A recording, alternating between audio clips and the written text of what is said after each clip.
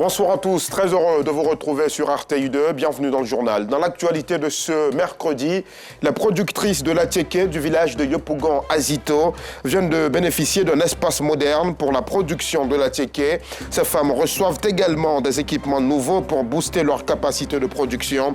Le don d'une société de téléphonie mobile réjouit ces productrices.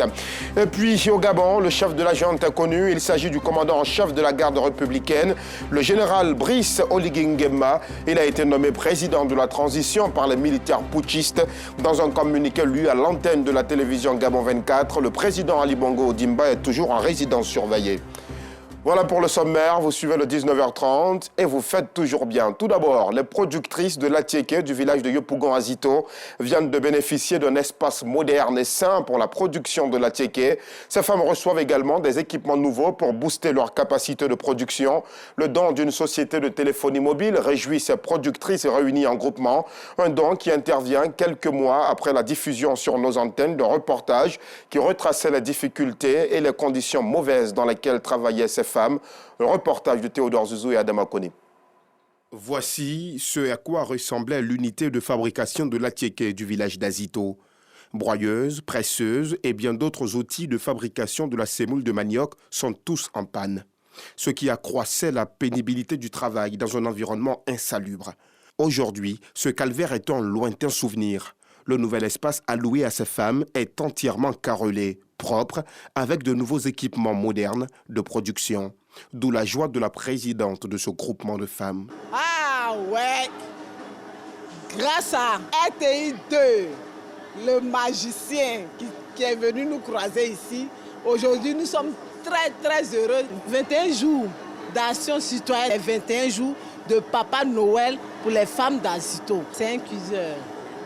Ça cuit 150 kilos d'Atiéké. Et c'est grâce à une compagnie de téléphonie mobile que nous avons obtenu ça. Et ce n'est pas le seul don. Et aujourd'hui, nous avons la possibilité de produire 2 tonnes 400 par jour. On n'a plus de problème avec le feu. Or, avant, c'est le feu, le bois. Quand tu mets du bois en bas de trucs, tu ne peux pas t'approcher. Donc, ça nous fatiguait. Mais aujourd'hui, grâce à cette compagnie, nous sommes à l'aise, nous sommes à l'abri de tout danger. Les villageois d'Azito sont tous heureux. Non. Un grand, très différent. Ce n'était pas comme ça. Ce n'était pas comme ça. Ça a changé. Quand je vois le coin comme ça, ça me donne la joie au cœur. Nous sommes très heureux. Nous allons aider nos femmes à être mieux organisées, à vendre les Atiéké, même à l'international. La maison RTI 2, qui, dans un reportage, a interviewé la présidente de la fabrique d'Atiéké. Donc nous disons merci à RTI 2 qui a diffusé l'information, qui a dû toucher cette maison mobile. Et donc vraiment merci à tous ceux qui ont travaillé pour qu'aujourd'hui, on puisse être là à inaugurer cet endroit. Désormais, plus besoin de fournir beaucoup d'efforts pour produire l'Atiéké. La métamorphose est de taille, ce qui améliore la qualité de l'Atiéké. C'est un déshydrateur. Ça sert à déshydrater l'Atiéké. L'avantage qu'elles vont avoir, c'est qu'aujourd'hui, elles ne vont plus compter sur le soleil pour sécher leur Atiéké. En général, quand ils sèchent l'Atiéké au soleil, on peut avoir des insectes, on peut avoir des fientes d'oiseaux sur l'Atiéké. Mais avec le déshydrateur, elles n'auront plus à faire ce travail-là. Et après cela, elle peut aller faire la cuisson. Dans un autre appareil que nous avons fabriqué, un cuiseur de grande capacité qui fait à peu près 100 à 150 kg d'Atiéké cuit en 45 minutes. Il va aussi sécher l'Atiéké pour en faire donc l'Atiéké en forme de couscous d'Atiéké. Donc l'Atiéké est déshydraté. Et une fois qu'il est déshydraté, le produit peut rester 3 années. En tout cas, ça apporte un grand changement chez nous. Parce qu'avant, on n'avait pas ces genres de machines. Quand nous gagnons les commandes, on a les difficultés. Ça là, c'est Atiéké déshydraté. C'est un nouveau produit que nous allons commencer à faire, à produire. Donc on ne connaît pas le bénéfice qui est dedans. Il faut que nous commençons à produire pour voir réellement le bénéfice qui peut nous encourager à produire plus. Ces travailleuses peuvent mieux profiter de leur activité grâce au partenariat entre l'entreprise de fabrication du matériel de production et une société de téléphonie mobile, initiatrice de cette action de solidarité. Ces femmes ont été aussi formées à la comptabilité et la gestion des finances. Je sais compter, m'a appris à lire, alphabétique continue. Ça me permet de savoir vendre mon article sans problème, pour ne pas qu'on me vole. C'est ça qui a fait que ma vie a changé. Avec tous ces acquis, l'autonomisation de la femme prend forme dans ce village. Les membres de ce regroupement s'engagent à tout mettre en place pour la préservation des infrastructures, mais également accroître leur chiffre d'affaires et leurs profits pour sortir de la précarité. Et voilà comment la rédaction du RTU2 apporte son coup de pouce au bien-être des populations ivoiriennes. Bon courage à cette productrice de la tiéké de Yopougon Azito.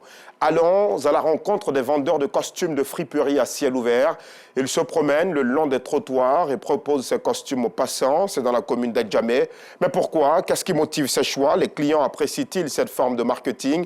Quel est le coût de ces costumes? Est-ce que nous pouvons volontiers y aller donc à en acheter? La réponse dans ce reportage de Yacouba Koulibaly et nous Sangari.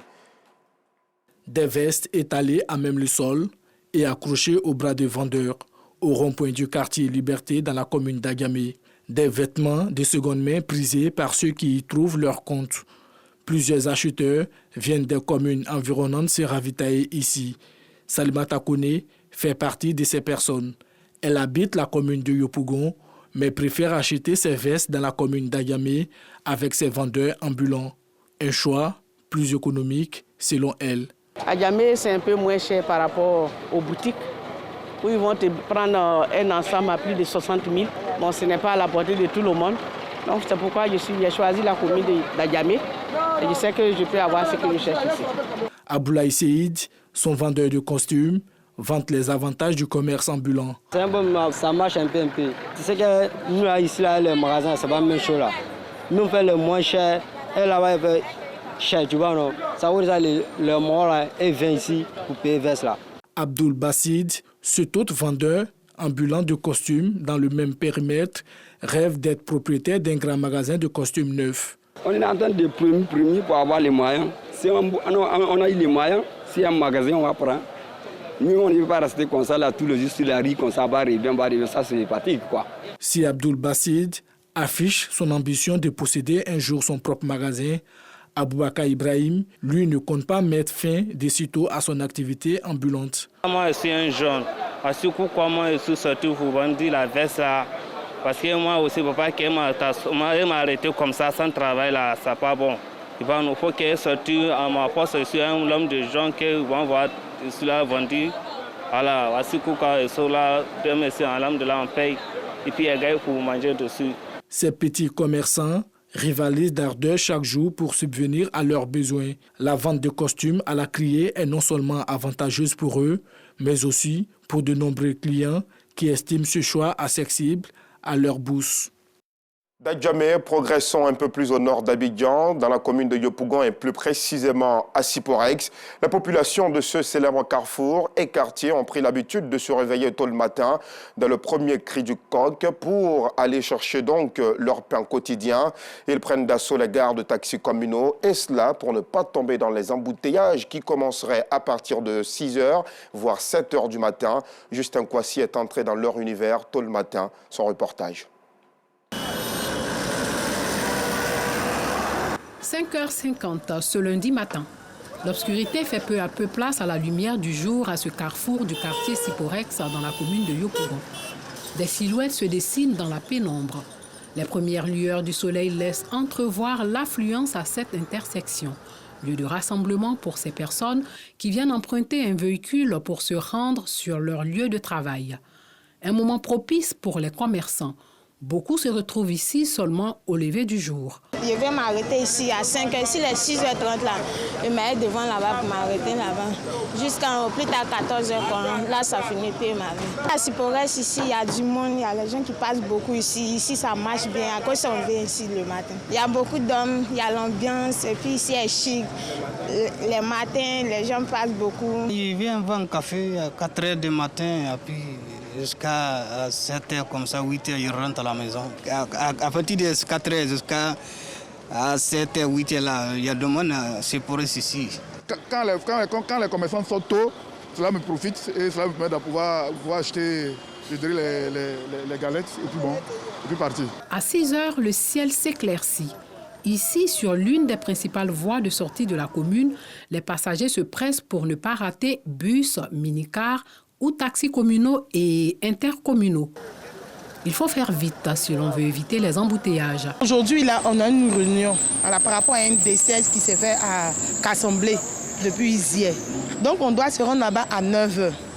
Mais on est obligé de se réveiller à 5h pour y aller. Parce qu'à partir de 6h, il n'y a plus de véhicules sur Abidjan. À cause de l'embouteillage. À Yopougon ici, on ne peut pas sortir après 6h. On est obligé de se réveiller. Si on a une réunion soit à 7h, on est obligé de se réveiller à 4h du matin pour se mettre sur la route à 5h00. Comme ça, au moins à 7h, au moins, on peut avoir un véhicule pour sortir. Aujourd'hui, il y a trop d'embouteillages. Il y a l'embouteillage. Donc, si tu ne sors pas tôt, tu vas tomber dans l'embouteillage. Voici pourquoi on sort tôt les matins. Idem au quartier Sable, toujours dans la commune de Yopougon.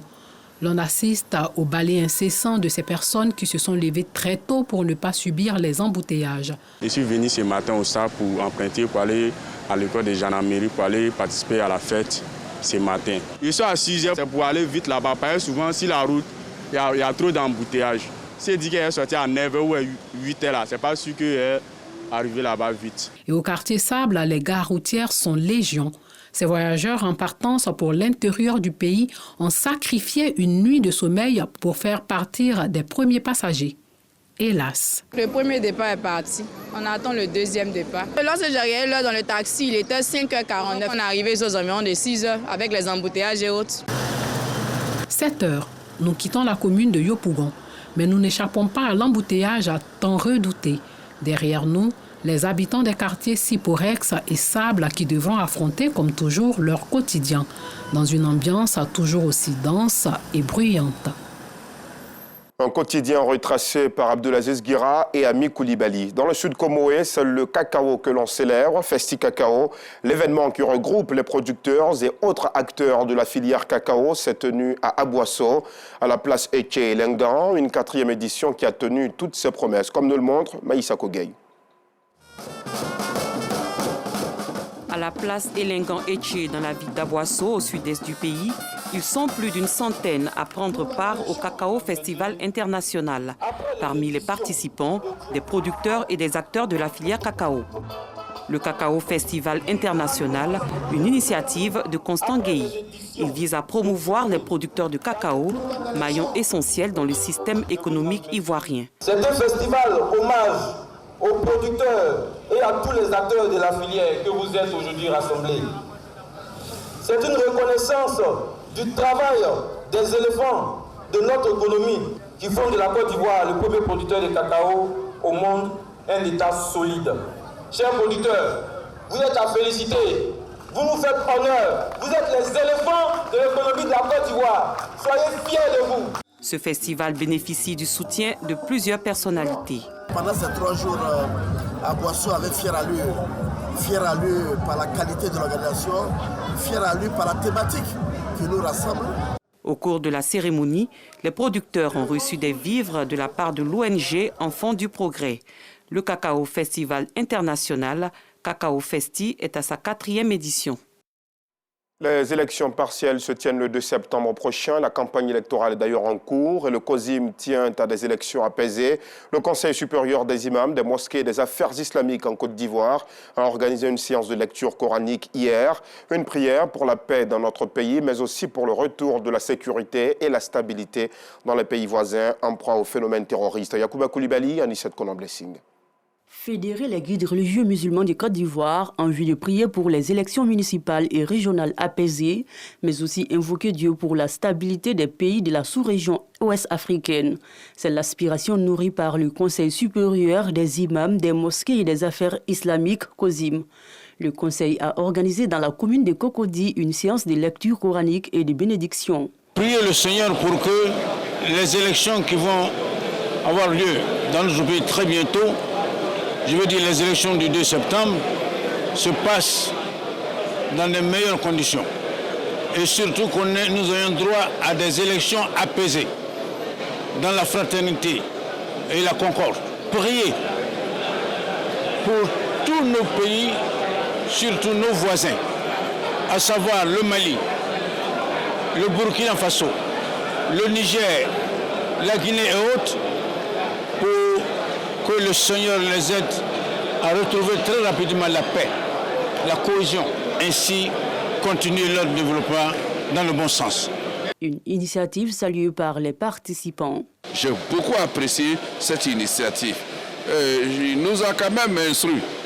Il nous a instruit, en dehors d'ici, de continuer à prier dans nos prières nocturnes. Et même dans les zikrs, dans les invocations, dans les lectures du Coran et dans les sermons, de prier pour que ces élections se passent dans de très bonnes conditions, que ce soit des élections apaisées. L'initiative est noble, elle est louable, elle est à féliciter et à encourager. La période électorale doit être une période de débat d'idées, de projets de société.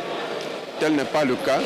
En tant que religieux, nous avons ce devoir moral et spirituel de prier pour la stabilité, de prier pour le président et de prier pour le pays. Ouverte dans la nuit du jeudi 25 août dernier à minuit, la campagne des régionales et des municipales s'achève le jeudi 31 août 2023 à minuit. Les électeurs sont appelés à exprimer leur suffrage dans les urnes le samedi 2 septembre 2023. Et dans le chapitre religion, la communauté Ahmadiyya vient de tenir récemment sa convention annuelle en Angleterre. Des milliers de fidèles de cette communauté venus du monde entier se sont réunis autour de leur guide pour un moment de gaieté spirituelle. L'occasion est aussi mise à profit pour dresser un bilan annuel des actions menées par cette organisation à travers le monde. Le récit de Maïssa Kogei. Plus de 41 000 fidèles Ahmadis auprès de leur guide, sa sainteté Asra Mirza Masrour Ahmad. C'était à l'occasion de la convention annuelle 2023 de l'organisation Ahmadiyya. Au programme, lecture coranique, bilan des actions sociales menées à travers le monde, mais aussi une prédication sur la paix, la bienveillance et l'harmonie religieuse. Nous, imams, prédicateurs et fidèles de cette communauté, se réunissent autour de notre bien-aimé le Khalif, Hazrat Mirza Masrour Ahmad Nasrahullah, qui, à travers ses conseils, nous rappelle les nobles et pacifiques enseignements de l'islam. En tant qu'imam prédicateur et ayant eu l'occasion de participer dans cette convention annuelle, il est de notre devoir de transmettre ces enseignements autour de nous. Sa sainteté Asra Mirza Masrour Ahmad a également exhorté ses adeptes à être des ambassadeurs de la devise de l'organisation religieuse, à savoir l'amour pour tous, la haine pour personne. Le mouvement islamique Ahmadiyya est né en Inde à l'initiative de Misram Ghulam Ahmad en 1889. Les Ahmadis défendent la venue d'un Messie incarné par leur fondateur après le prophète Mohammed. Dans le reste de l'actualité, âme sensible, prière vous abstenir car ces images peuvent être choquantes. Elles montrent Jacques Guéhi, un habitant de la commune d'Abobo, victime d'un accident de travail. Il a perdu l'usage de son genou gauche. Depuis, sa femme, ses 3 enfants et lui vivent dans la précarité extrême. Les difficultés pour se soigner, pour se nourrir et pour scolariser les enfants se sont accrues. En attendant de retrouver une solution durable, les membres de la famille espèrent le soutien de personnes généreuses. Le sujet de Yacouba Koulibaly et Assitan Diarra vous sera proposé dans nos prochaines éditions. Et en sport football, les éléphants de Côte d'Ivoire rencontrent les 9 et 12 septembre prochains, respectivement, le Lesotho et le Mali. La première rencontre se tient à San Pedro et la deuxième à Abidjan, au stade Alassane Ouattara d'Ebimpe. Pour ces 2 confrontations, les commandos de Jean-Louis Gasset sont au nombre de 25. La liste a été rendue publique hier, mardi 29 août 2023.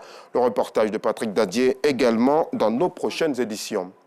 Au Gabon, le commandant en chef de la garde républicaine, l'unité d'élite de l'armée du Gabon, le général Brice Oligui Nguema, a été nommé président de la transition par les militaires putschistes. L'annonce a été faite sur les antennes de la télévision Gabon 24. La durée de la transition des militaires au pouvoir n'a pas été précisée. Pour rappel, annoncé vainqueur de la présidentielle à 3 h du matin, Ali Bongo a été renversé à 3 h 15 par des militaires. Ils se sont constitués en un comité, le CTRI, Comité de transition et de restauration des institutions. Et pour finir, au Sénégal, le ministre de la Justice a déclaré que la condamnation de l'opposant Ousmane Sonko dans une affaire de mœurs était définitive, ce qui le rend inéligible pour la présidentielle de 2024. Sonko Sonko, dont le rapport de force avec le pouvoir et la justice tient le Sénégal en haleine depuis plus de 2 ans. Il a été déclaré donc coupable le 1er juin de débauche de mineurs et condamné à 2 ans de prison ferme, ayant refusé de se présenter au procès qu'il dénonçait comme un complot pour l'écarter de la présidentielle. Il a été condamné par contumace depuis fin juillet sous d'autres chefs d'inculpation, dont appel à l'insurrection, association de malfaiteurs en lien avec une entreprise terroriste et atteinte à la sûreté de l'État. Il est écroué. Les autorités mettent en cause sa responsabilité dans une série d'épisodes de contestation auxquels son bras de fer avec le pouvoir et ses démêlés avec la justice ont donné lieu depuis 2021 et qui ont fait plusieurs morts. Les avocats de Sonko soutiennent que leur client ayant été arrêté depuis sa condamnation doit être rejugé. Ils invoquent les textes en vigueur sur la contumace. Et c'est sur cette dernière information que nous arrivons au terme de ce journal. Merci aux équipes techniques et de rédaction. Merci à vous aussi de l'avoir suivi. À très vite.